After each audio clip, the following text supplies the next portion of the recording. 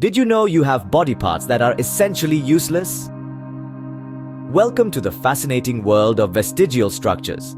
Body parts that, through the roller coaster of evolution, have lost their original function.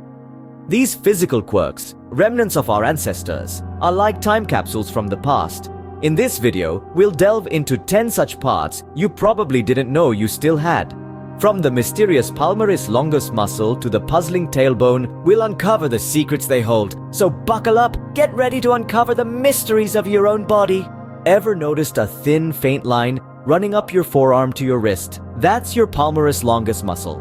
This slender muscle, visible in some people, harks back to our tree-swinging ancestors. It was once crucial for climbing and gripping, but in modern humans, it's become a bit of a freeloader. Now, let's shift our attention to the Palmar grasp reflex. This is a reflex we see in infants when they instinctively grip anything that touches their palm. Adorable, isn't it? This reflex is thought to be another relic from our ancestors, who needed to cling on to their parents while moving about. In adults, though, this reflex is pretty much redundant. No need to worry, your coffee cup is safe. It's rather fascinating, don't you think? Thousands of years of evolution, and yet we carry these little historical markers within us. So, if you ever feel like hanging from a tree, you know which body parts to thank. Have you ever had goosebumps? That's your Arrector Pili muscles at work. These tiny muscles are attached to every hair follicle in your body. When they contract, they cause your hair to stand on end, creating that familiar goosebump effect. But why do we have them? Well, our ancestors used this feature to appear larger and more intimidating to predators. But since we don't have to scare off saber-toothed tigers anymore, these muscles are pretty much just chilling out, giving us goosebumps when we're cold or scared. Now let's move down to our legs, specifically to the Plantaris muscle.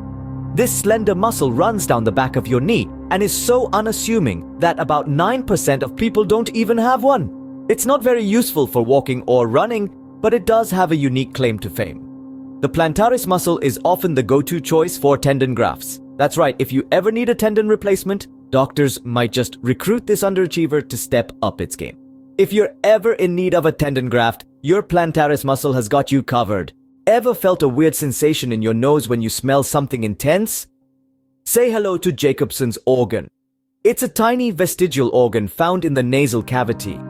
In many animals, it's a super-powered smell detector, helping them sniff out pheromones and other chemical messages in the air.